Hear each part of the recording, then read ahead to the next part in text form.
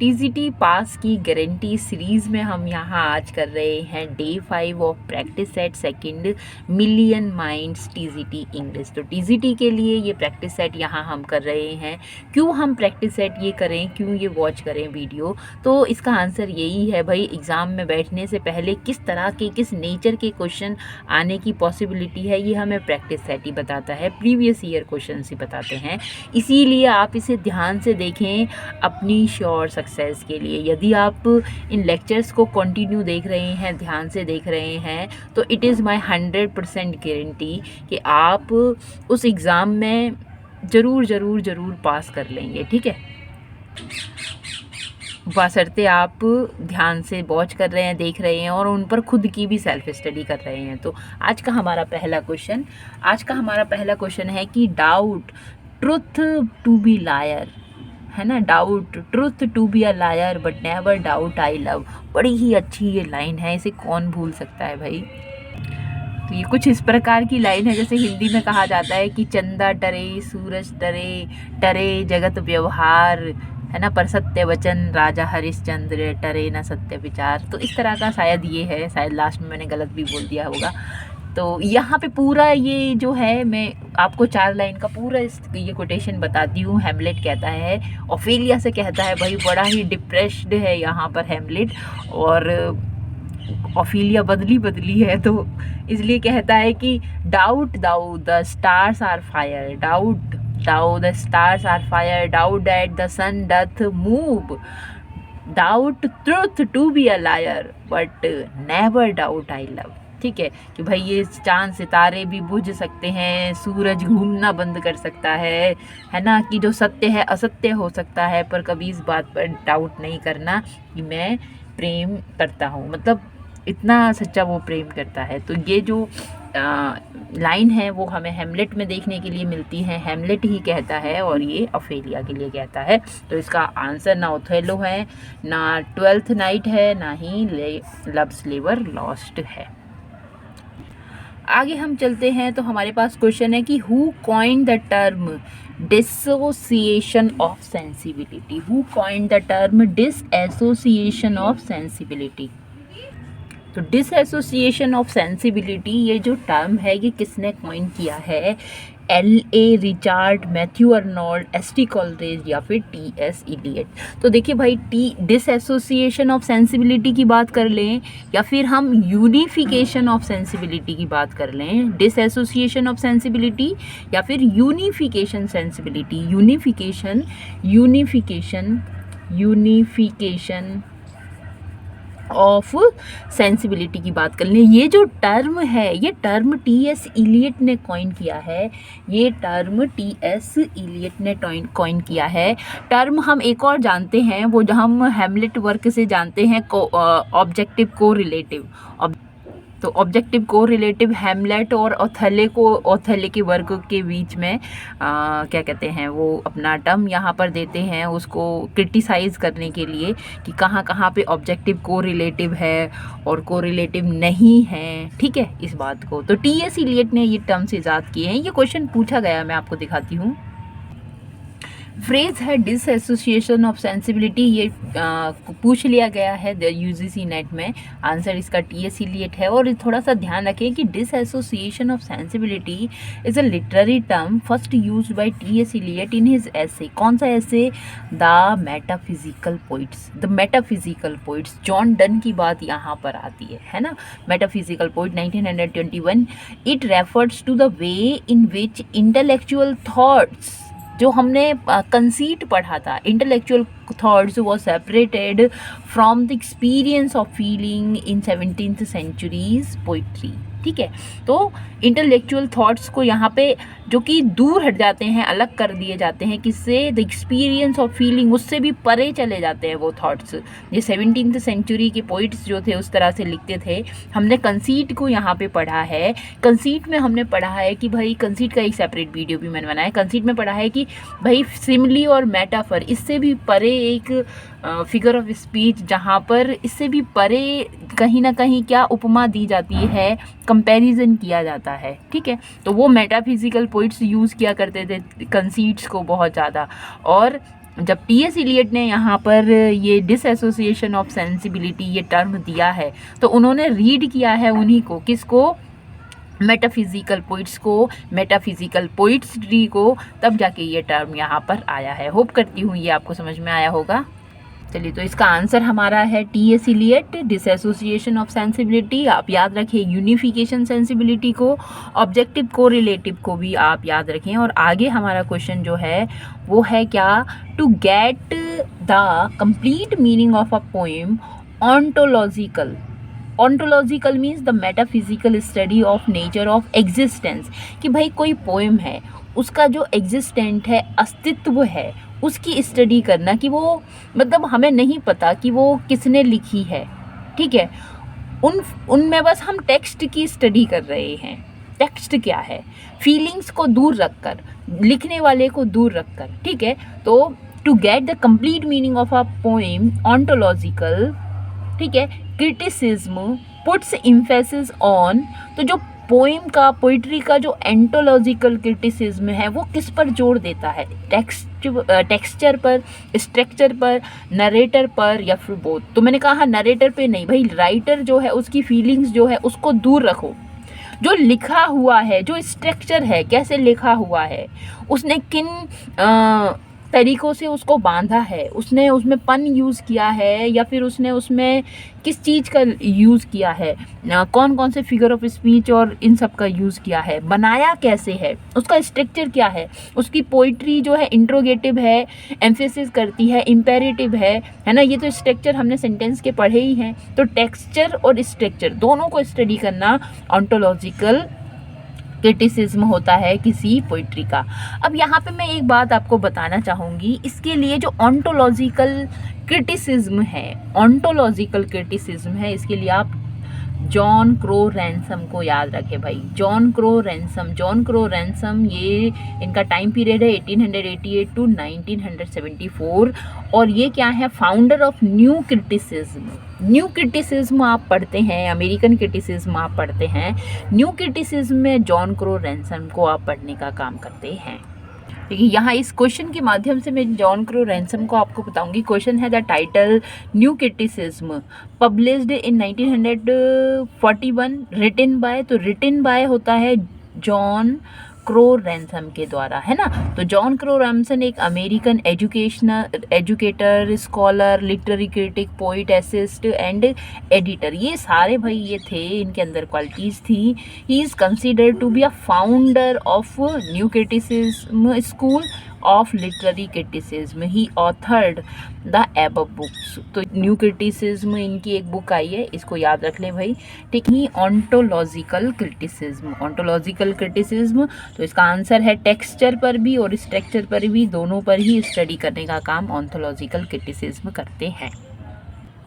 Next question है कि there is divinity, कुछ दैव्यता है, डेट सेव्स आर एंड्स, जो हमारा जो एंड है उसको निर्धारित करती है, उसको सेव करती है ना। आगे लाइन है rough you them how he will, rough एक खाका खींच देती है कि कैसे हमारा एंड होगा। ये लाइन कौन बोलता है, ये लाइन ब्रूटस भी नहीं बोलता, होरेसियो भी नहीं, एंटोनियो भी नहीं, हेमलेट में ये हेमलेट बोलता है होरेसियो से।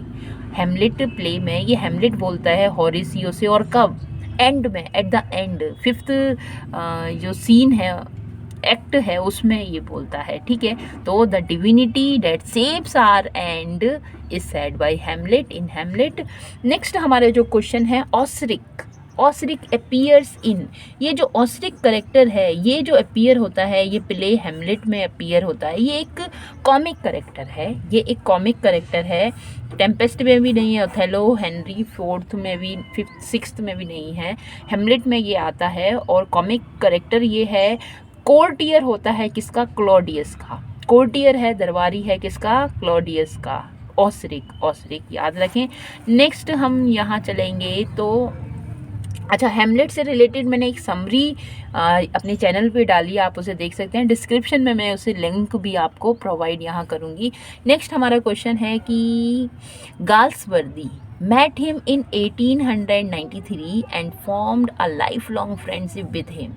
कि भाई कोई है व्यक्ति जिससे जॉन गाल्सवर्दी 1893 में मिलते हैं एक अपने वॉयज यात्रा के दौरान, जो कि एडीलैंड टू केप टाउन है, वहाँ पर वो मिलते हैं। किससे मिलते हैं और फिर वो लाइफ लॉन्ग उनकी फ्रेंडशिप हो जाती है। तो वो जोसेफ कॉनरेड वो पर्सन है, ठीक है। और उसके बाद जोसेफ कॉनरेड मिलने के बाद ये बहुत अच्छे राइटर बन जाते हैं। जॉन गाल्सवर्दी साथ में मिलकर लिखते हैं। तो ये सब नहीं, आंसर है कॉनरेड, जोसेफ कॉनरेड। नेक्स्ट हमारा क्वेश्चन है कि which of the following is the chief quality of renaissance poetry.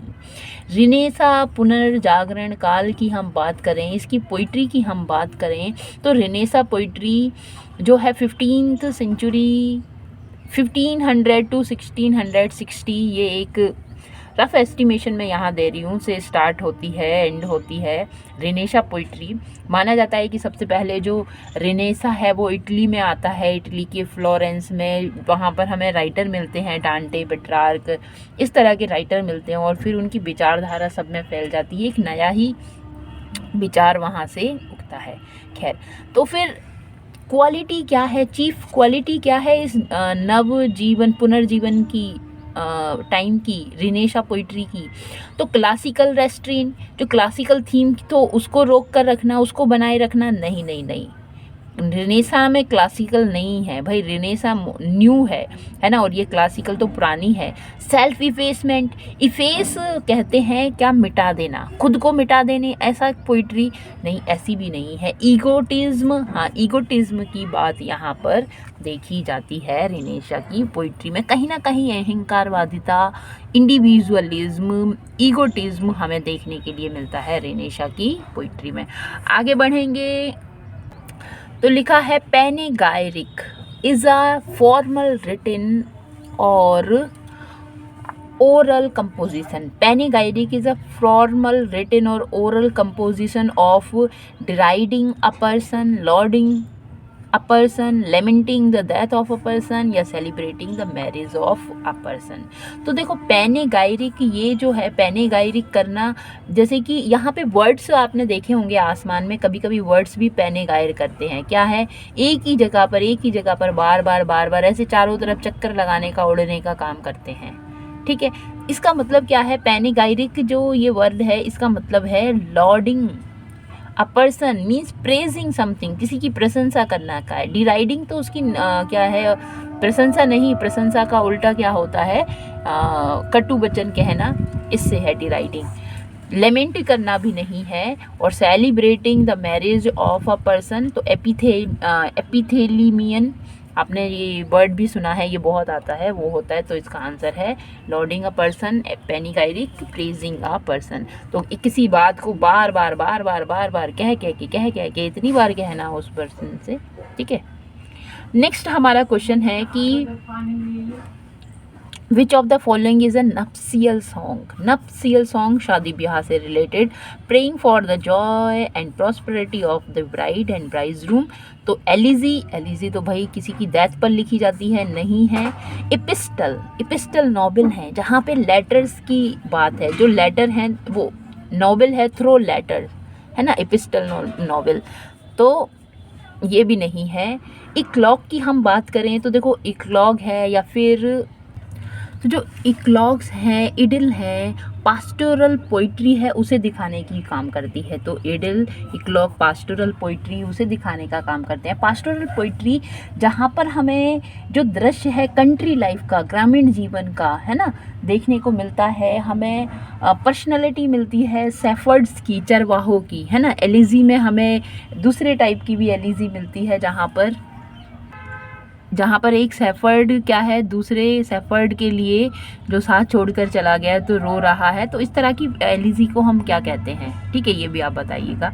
तो इक्लॉग और इडिल पास्टोरल पोइट्री की बात बता दी, और ये एपिस्टल लेटर से रिलेटेड नोवेल है ना। पामेला है एक इस तरह की। अच्छा, एपिथेलमियम हमारे नफ्सियल सॉन्ग है। एपिथेलमियम हमारे यहाँ पे आंसर है।